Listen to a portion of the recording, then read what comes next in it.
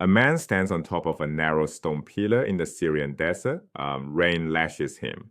Sun scorches him. Wind tears at his ropes. He hasn't come down in 35 years. People climb ladders to reach him, not to rescue him, but to beg for his prayers. Emperors send messengers asking for his advice. He is arguably one of the most powerful men in the Roman Empire, and he got there by giving up everything. His name is Simeon Stylites, from the Greek word stylos, meaning pillar. How did doing nothing become the most powerful thing a person could do? The answer begins in the Egyptian desert, and it reshapes Christianity forever. To understand, we need to go back to a moment when Christianity faced a crisis, not of persecution, but of success. In Christianity's first 3 centuries, simply being a Christian was an act of radical world renunciation.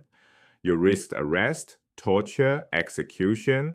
The faith was illegal. Then everything changed. In 313 AD, the Emperor Constantine legalized Christianity. By 380 AD, Emperor Theodosius made it the official state religion. Suddenly, joining the church was a career move. Bishops became political figures. Congregations swelled with people who were there for networking, not salvation. This created a devastating problem. How do you prove your faith is real when everyone around you claims to believe? One man heard this crisis and responded with terrifying literalism. Saint Anthony of Egypt, born around 251 AD, in the year 270, Anthony walked into a church and heard the words of Jesus read aloud, "Go, sell all you have, give to the poor, and follow me." Anthony did it. Literally, he sold his property, gave away the money, and walked into the Egyptian desert. He became the first known Christian monk, a word from the Greek monachos, meaning one who lives alone. Egypt's geography made this possible in a way no other landscape could. The Nile creates a razor-thin strip of lush, fertile land, farms, towns, churches, all of civilization packed into a narrow green ribbon. Step a few hundred meters in either direction, and you hit absolute Sahara-like desert, total emptiness. This meant a monk could achieve complete isolation while remaining tantalizingly close to the world he'd renounced. Others followed Anthony. They became known as the Desert Fathers. Some lived as solitary hermits in caves. Others formed loose communities, individual cells scattered across the sand, gathering only for prayer. These communal monks were called cenobites, distinct from the hermits who lived entirely alone. Word of these desert monks spread far beyond Egypt, and when it reached one of the greatest minds in Western history, it shattered him. Augustine of Hippo, master of classical rhetoric, steeped in Cicero and Plato, describes in his Confessions the moment that broke him. He heard about uneducated Egyptian monks, simple men and women, who had stormed the gates of heaven through sheer spiritual renunciation. Augustine, with all his learning, had not achieved what these illiterate desert dwellers had. The contrast was devastating. He renounced his career, his planned marriage, his property, embracing the monk's values. Here's the seed to plant. Monasticism looks anti-intellectual, yet monks will eventually become the custodians of all Western learning. Here's what's truly strange. The monks who gave up everything were perceived as having gained extraordinary power. Monasticism, a way of life centered on religious devotion and withdrawal from worldly concerns, created a paradox.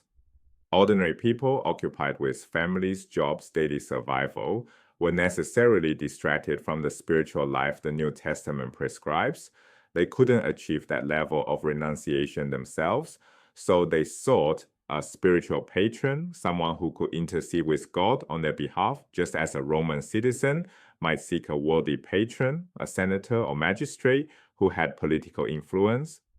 The monk's total renunciation was his credential.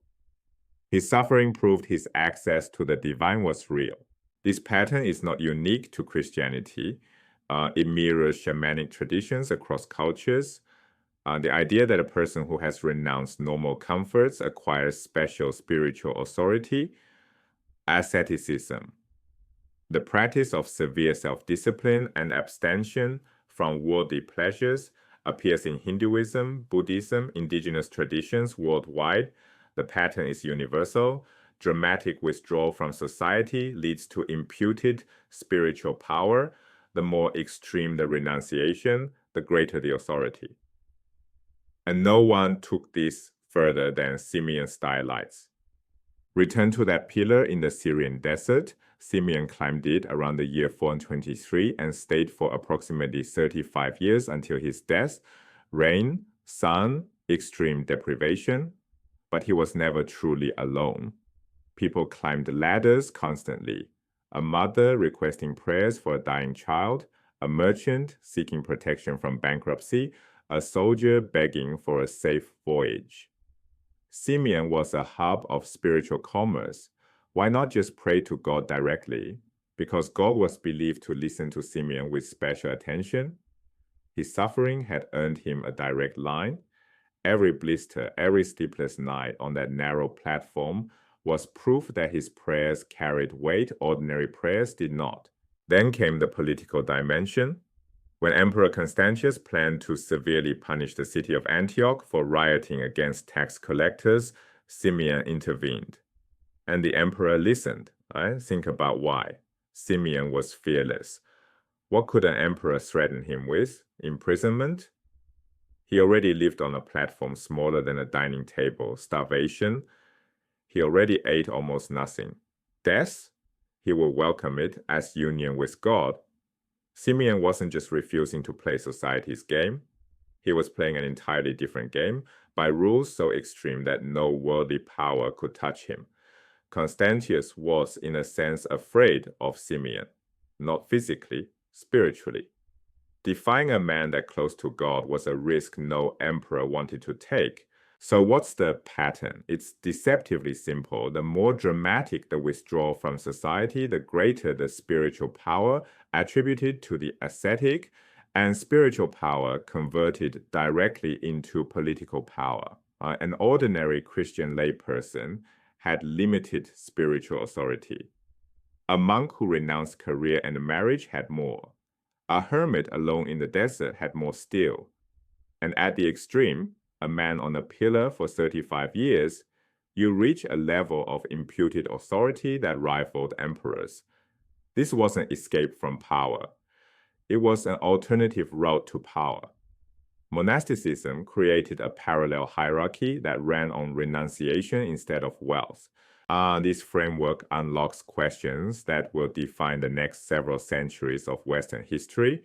Monasticism began as radical individualism, lone hermits, pillar saints, each pursuing their own extreme path, but it didn't stay that way. How did this fiercely individual movement evolve into the organized communal rule-bound monasteries we associate with the Middle Ages? Institutions like the Benedictines with their schedules, hierarchies, and the vast libraries, and here's the deeper paradox. An anti-intellectual movement founded by uneducated desert dwellers who rejected classical learning became the very institution that preserved Western knowledge through the collapse of Rome. The monks who fled civilization ended up saving civilization's greatest achievements. That transformation is a story for another time.